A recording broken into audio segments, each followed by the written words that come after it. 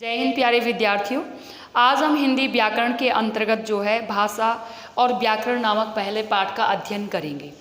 प्यारे बच्चों, इस पाठ को पढ़ने से पहले मैं इसके कुछ लर्निंग ऑब्जेक्टिव्स यानी इसके उद्देश्य कुछ आपको बता दूं कि इस पाठ को पढ़ने के बाद हमें किन किन उद्देश्यों की प्राप्ति हो जाएगी। क्योंकि जब भी कभी हम कोई भी काम करते हैं तो उस काम को करने के पीछे हमारा कोई ना कोई उद्देश्य जरूर रहता है। तो इस पाठ को पढ़ने के बाद जो है हम भाषा एक साधन है, एक टूल है हमारे जीवन में, इस बात की हमें जानकारी मिलेगी। दूसरे नंबर पे हम ये भी जान जाएंगे कि भाषा के सीखने से हमारे अंदर किन किन गुणों का विकास हो जाता है। ठीक है।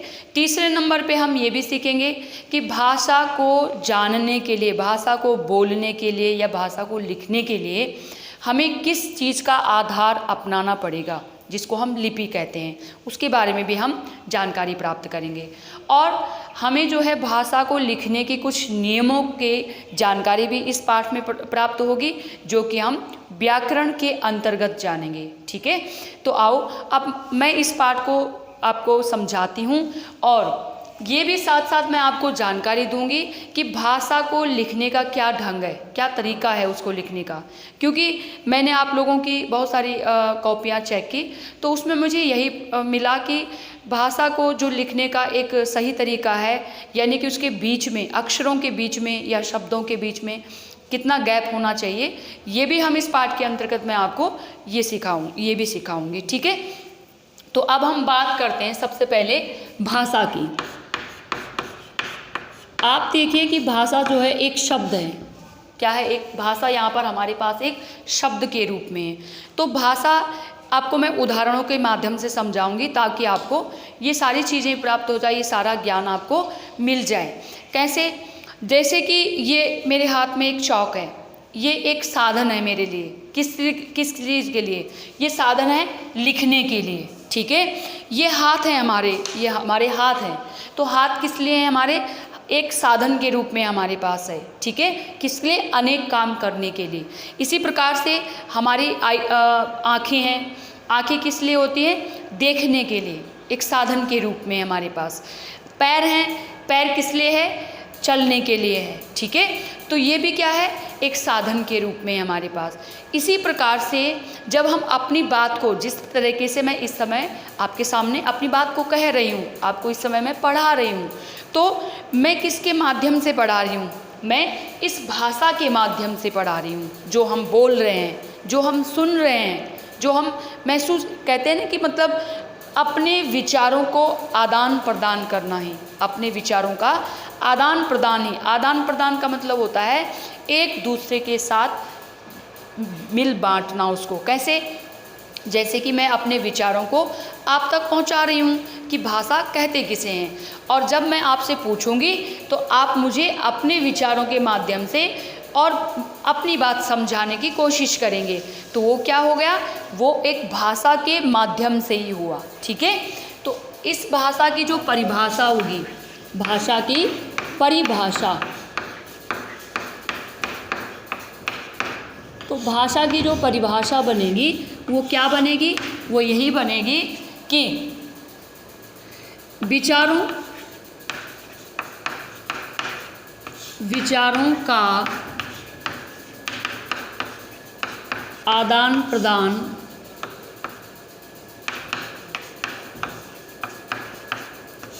प्रदान का साधन ही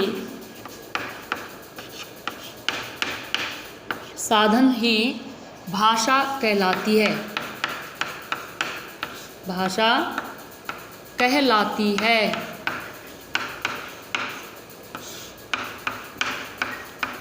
अब आप क्या देखिए, यहाँ पे भाषा की क्या परिभाषा लिखी मैंने कि विचारों का आदान प्रदान का साधन ही, विचारों का आदान प्रदान का साधन, यानी एक दूसरे के विचारों को समझने का साधन जो है वो क्या है? हमारी भाषा होती है। प्यारे बच्चों, अभी मैंने अपने उद्देश्यों के बारे में आपसे बात की थी कि इस भाषा को लिखते भी कैसे हैं, क्योंकि आपको ये समझाना भी बहुत ज़रूरी है। बहुत सारे बच्चे क्या करते हैं, मान लीजिए ये हमारे पास क्या है, ये साथ साथ मैं आपको समझा रही हूँ ताकि इसके लिए मुझे आपको कोई दूसरी क्लास ना लेनी पड़े। तो यहाँ पर जो है ये हमारी आपकी पंक्तियाँ हैं, नोटबुक में ये पंक्तियाँ बनी रहती हैं। हमें क्या करना होता है कि जो मैंने अभी ये ब्लैक बोर्ड पे लिखा, मैंने एक प्लेन पेपर की तरह लिखा इसको, तो होता क्या है कि जो ये मैं लिख रही हूँ यहाँ पे, विचार लिख रही हूँ मैं यहाँ पे, तो विचार शब्द मैंने ऐसे लिखा था ऊपर भी। अब आप देखिए कि ये जो एक सिमिट्री है इनमें, यानी एक रूपता है इन सभी अक्षरों में, इनमें क्या है, यहाँ पर इस मात्रा और इस वर्ण को बनाने के बीच में भी गैप है। ये शब्द और इस शब्द के बीच में भी इतना ही गैप है। तो इन सब का हमें ध्यान रखना है। और यहाँ पर हम थोड़ी सी यहाँ जगह छोड़ रहे हैं पंक्ति के उसमें, इस लाइन में, तो वो किस लिए छोड़ रहे हैं, ताकि जब हम नीचे वाली पंक्ति में कोई भी मात्रा वाला वर्ण लिखेंगे, जैसे मैंने यहाँ पर मेला लिख दिया, तो मेला लिखने में क्या हुआ, मेला लिखने में ये जो माँ की ऊपर एक ही मात्रा है वो ऊपर वाले वर्ण से नहीं मिले जाके, इसलिए यहाँ पर क्या है, थोड़ा सा जगह भी छोड़नी पड़ती है और बिल्कुल सीधे अक्षरों में लिखना होता है। तो इन बातों पर भी आप ध्यान रखना, ठीक है। तो अभी हम बात कर रहे थे कि भाषा की। अब भाषा क्या है, भाषा जो है वो एक ऐसा साधन है जिसके माध्यम से जो है हम अपने विचारों का आदान प्रदान करते हैं, ठीक है। ये तो थी भाषा की परिभाषा, ठीक है। अब हम बात करते हैं भाषा के रूप की बात करते हैं हम, कि भाषा के कितने रूप होते हैं। भाषा के रूप, अब आप देखिए कि भाषा के रूप क्या है। भाषा के बच्चों दो रूप होते हैं, एक तो होता है मौखिक और एक होता है लिखित। कहने का मतलब क्या है कि जो भी हम अपने विचारों का आदान प्रदान करते हैं वो हम दो रूपों में मुख्य रूप से करते हैं। अब दो रूपों में कैसे करते हैं, दो रूपों में हम करते हैं, यहाँ पर सबसे पहले करते हैं हम मौखिक भाषा का प्रयोग। किस भाषा का प्रयोग करते हैं हम ज़्यादा, मौखिक। और दूसरे नंबर पे जो दूसरा रूप है वो कौन सा है, लिखित। अब आप देखिए कि मौखिक क्या होता है। मौखिक का मतलब होता है मुख के द्वारा बोले जाने वाला, यानी हम जब अपने भावों और विचारों को बोल करके प्रकट करते हैं। इंसान यानी मनुष्य जब अपने विचारों का आदान प्रदान जो है वो बोल के करता है तो उसको क्या कहते हैं, मौखिक भाषा कहलाती है। और जब इंसान जो है यानी मनुष्य जो है अपने भाव और विचारों को लिख करके प्रकट करता है, लिख करके दूसरों को बताता है, तो वहाँ पर क्या है, वह लिखित भाषा है। मान ले जाए इस समय मैं आपसे क्या हूँ, मौखिक और लिखित दोनों भाषाओं में बात कर रही हूँ मैं आपसे। जब मैं आपकी तरफ बोल करके, जैसे मैं अभी इस समय आपसे बोल करके बता रही हूँ कि मौखिक भाषा किसे कहते हैं। मौखिक भाषा वह भाषा होती है जब हम अपने विचारों को बोल करके प्रकट करते हैं, तो वह क्या है, मौखिक भाषा है।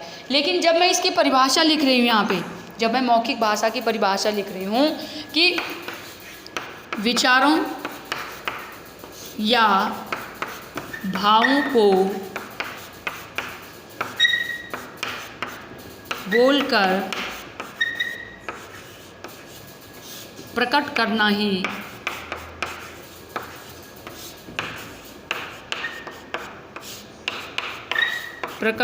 ही मौखिक भाषा कहलाती है। मौखिक भाषा कहलाती है। अब आप देखिए कि पहले तो मैंने आपको बोल के बताया, तो वो क्या था, वो मौखिक भाषा की परिभाषा हो गई। वो किसकी परिभाषा हो गई, मौखिक भाषा की परिभाषा थी कि यहाँ पर क्या है, यहाँ पर जो है मौखिक भाषा जब मैं आपको बोल करके प्रकट कर रही हूँ, जैसे मैं इस समय आपको बोल के प्रकट की, मैंने कैसे कहा कि मौखिक भाषा क्या है, विचारों या भावों को बोलकर प्रकट करना ही मौखिक भाषा है। लेकिन जब इसी बात को मैंने लिखकर प्रकट की, जैसे इस समय मैंने अभी लिखा इसकी परिभाषा, लिखित भाषा की क्या परिभाषा है कि जब हम इन्हीं विचारों को, ये जो विचार है हमारे विचारों या भावों को यहाँ बोल कर की जगह पर क्या शब्द आ जाएगा, लिखकर शब्द आ जाएगा। क्या शब्द आ जाएगा, लिखकर प्रकट करते हैं, तो वो कौन सी भाषा कहलाती है, वो फिर लिखित भाषा कहलाती है। क्या भाषा कहलाती है? लिखित भाषा कहलाती है। तो आप ये देखिए कि हम एक डेफिनेशन से जो है यानी एक परिभाषा से दूसरी परिभाषा को किस तरीके से हम याद रख सकते हैं। कैसे कि जब हम अपनी भाषा यानी अपने विचारों भावों को बोलकर के प्रकट करते हैं तो वह कौन सी भाषा कहलाएगी? मौखिक भाषा कहलाएगी। लेकिन जब हम उसी मौखिक परिभाषा को हम लिखकर प्रकट कर रहे हैं तो यहाँ बोल कर की जगह पर क्या शब्द आ जाएगा? लिख करके, लिख कर प्रकट करते हैं तो वह क्या भाषा होगी? लिखित भाषा कहलाएगी। ठीक है, ये दो बातें आपको मुख्य रूप से अभी मैंने बताई। सबसे पहले क्या बताई कि भाषा किसे कहते हैं, दूसरे नंबर पे क्या बताई? भाषा के कितने रूप होते हैं। अब मैं आपको बताऊंगी कि भाषा के कितने प्रकार होते हैं। क्या बताऊंगी मैं? भाषा के कितने प्रकार होते हैं। ठीक है, भाषा के प्रकार देखो बच्चों, भाषा के जो है वो मुख्य रूप से 5 प्रकार कह सकते हैं आप।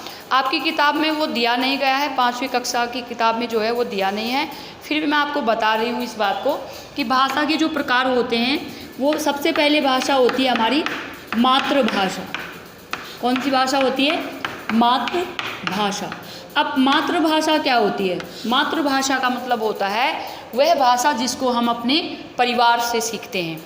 मातृभाषा कौन सी होगी हमारी? वह भाषा होगी जिसको हम अपने परिवार से सीखते हैं, अपने घर परिवार से सीखते हैं। जैसे कि आप इस समय जो है वो हरियाणा क्षेत्र में रह रहे हैं, आपके घर में अगर हरियाणवी बोली बोली जाती है तो आपकी मातृभाषा जो है वो हरियाणवी होगी। कोई जो है अगर उत्तराखंड से है तो उत्तराखंड में अगर उसके परिवार में गढ़वाली बोली बोली जाती होगी तो वह भाषा उसकी मातृभाषा क्या होगी? गढ़वाली होगी। कोई बच्चा पंजाब से है तो पंजाबी उसके घर में बोली जाती है, उसके माता पिता पंजाबी बोलते हैं तो उसकी मातृभाषा क्या होगी? जो उसको अपने घर परिवार से सीखने को मिली उसकी मातृभाषा पंजाबी होगी। तो जो भाषा हम अपने परिवार से सीखते हैं उस भाषा को क्या कहते हैं? मातृभाषा कहते हैं। दूसरे नंबर पे बात आती है राजभाषा। अब आप देखिए कि राजभाषा किसे कहते हैं? राजभाषा का मतलब होता है सरकारी कामकाज में प्रयोग होने वाली भाषा।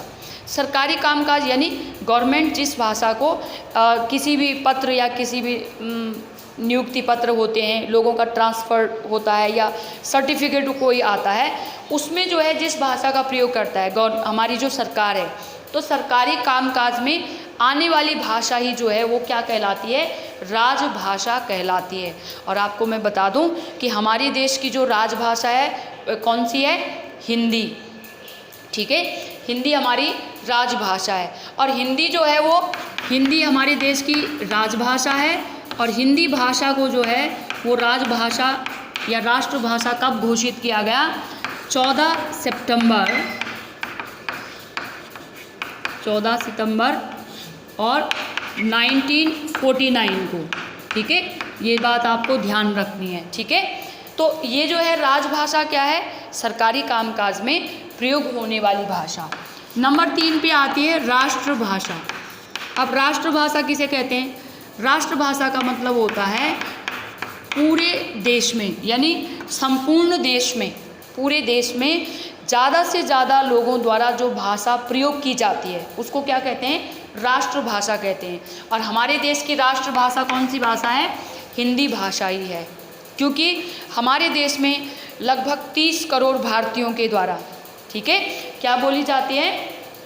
हिंदी भाषा का प्रयोग किया जाता है। और आपको ये भी पता होना चाहिए कि हमारे देश में जो है हिंदी भाषा के अलावा अन्य भाषाओं को भी मान्यता दी गई है। और कितनी भाषाएं हैं हमारे देश में जो है वो 22 भाषाओं को और 18 बोलियों को हमारे संविधान ने जो है वो क्या दे रखी है? स्वीकृति दे रखी है। ठीक है, तो यहाँ पर जो है मातृभाषा यानी परिवार से सीखते हैं हम जो भाषा, राजभाषा सरकारी कामकाज में जो भाषा प्रयोग की जाती है, और राष्ट्रभाषा पूरे देश में अधिकांश यानी ज़्यादा से ज़्यादा लोगों द्वारा बोले जाने वाली भाषा ही क्या कहलाती है? राष्ट्रभाषा कहलाती है। चौथे नंबर पे हम बात करेंगे मानक भाषा। अब मानक भाषा किसे कहते हैं? मानक भाषा वह भाषा होती है जिसको शिक्षाविद या भाषाविद, शिक्षा यानी शिक्षा विभाग में जो लोग हैं, जो एजुकेशनिस्ट बैठे हुए हैं यानी कि जो विद्वान लोग बैठे हुए हैं, ठीक है, जो बहुत पढ़े लिखे लोग हैं, तो उनके द्वारा जो मानक भाषा यानी कि जो भाषा स्वीकृत की गई है, जैसे कि ये हमारी किताब की भाषा, जो हमारी किताब में ये भाषा लिखी गई है, ये सब क्या है, स्वीकृत भाषा है। किसके द्वारा स्वीकृत है? जो हमारे शिक्षाविद हैं और भाषाविद हैं। तो उनके द्वारा, भाषाविद या शिक्षाविद के द्वारा जिस भाषा को स्वीकृति दी जाती है वही भाषा क्या कहलाती है?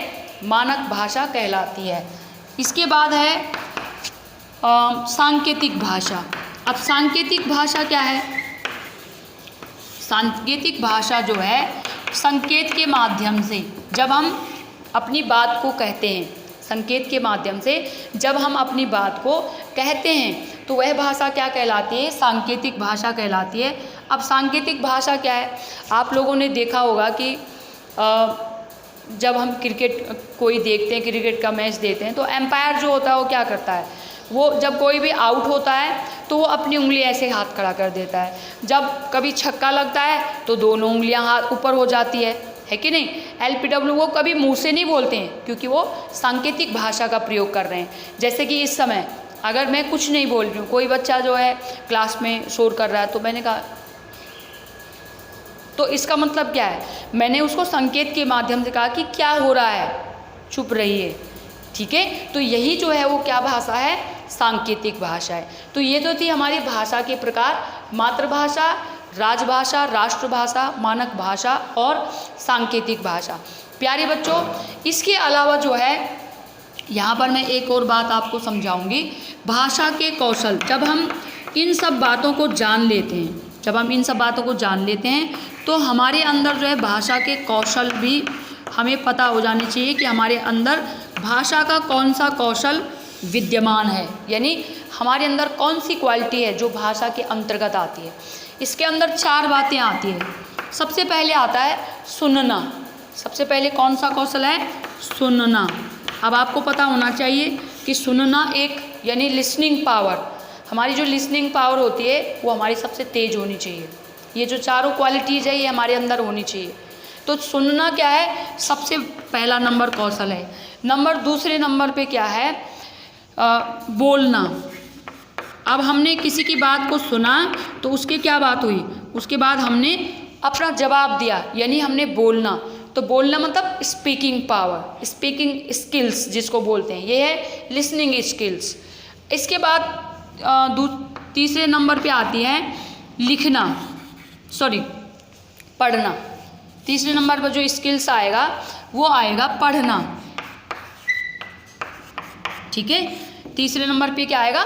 पढ़ने की आएगी। जैसे कि जब बच्चा स्कूल में आता है, जब बच्चा बहुत छोटा रहता है, आप ये देखिए तो उसमें क्या होता है, जो भी उसके खिलौने होते हैं वो उधर ही अपना सुनने की, यानी जिधर से वो आवाज़ सुनता है उधर ही वो अपनी गर्दन को भी घुमा देता है। उसके बाद क्या होता है, जब हम उससे थोड़ी थोड़ी बात करते हैं तो वो भी अपनी बोली में कुछ ना कुछ बोलने लगता है। उसको पूरा प्रॉपर वर्ड तो आता नहीं बोलना, लेकिन वो बोलने की कोशिश करता है, क्योंकि ये हमारे बोलने की स्किल्स है। थर्ड नंबर पे है हमारा पढ़ना। जब स्कूल में पहली बार नर्सरी केजी में कोई भी बच्चा आता है, आप लोग भी आए, मैं भी आई, सब लोग आते हैं, तो फिर हमारे जो टीचर्स होते हैं वो क्या करते हैं, वो ए फॉर एप्पल बोल बोल के बड़े बड़े आ से अनार चित्र दिखा दिखा के उनसे पढ़वाते हैं। तो वो क्या होता है? पढ़ना, यानी जो हमारी तीसरा कौशल है जो हमारा पढ़ना है। और चौथे नंबर पे बात आता है लिखना। उसके बाद अगर हमें सुनना आ गया तो हम बोलने का हमारे अंदर क्या होना चाहिए? कौशल होना चाहिए। फिर हमारे अंदर पढ़ने का कौशल होना चाहिए। फिर उसके बाद हमारे अंदर लिखने का कौशल होना चाहिए। लिखना क्यों है? हम बचपन में भी बहुत सारे एक पूरा पेज जो है वो आ से अनार या आ से आम, ई से इमली, ई से ईख, ये सब लिख के, क से कबूतर, ये बार बार लिखते रहते थे हम। क्यों लिखते रहते थे? ताकि हमारी जो ये भाषा है, ताकि जो हमारे ये शब्द हैं वो क्या हो सके, उनका अभ्यास हमें हो सके। अब आप लोग देखिए कि अगर हमने व बनाना यहाँ पर सीख लिया था, हमने व बनाना सीखा, तो हमने जो है क बनाना भी सीख लिया। ये भी एक क्या है? बनाने की तरीके हैं। तो इन सब बातों का आपको ध्यान रखना है। इसके बाद जो है, इसके अंतर्गत मैं आपको यहाँ पर ये बता रही हूँ कि भाषा के बाद जो है, ये तो पूरे भाषा की बात बताई मैंने। अब मैं आपको बताऊंगी कि बोली किसे कहते हैं, लिपि किसे कहते हैं और व्याकरण किसे कहते हैं, इसके ठीक नेक्स्ट वीडियो में, ठीक है। ठीक है। तो ये मैंने आपको यहाँ पर भाषा की बात बताई, जैसे कि मैंने आपको कहा। अब ये वीडियो ज़्यादा लंबा ना हो, ज़्यादा बड़ा ना हो, इसलिए मैं आपको लिपि किसे कहते हैं, बोली किसे कहते हैं और व्याकरण क्या चीज़ें होती है, इन सब के बारे में मैं आपको अपने नेक्स्ट वीडियो में आपको जानकारी दूंगी। धन्यवाद। जय हिंद।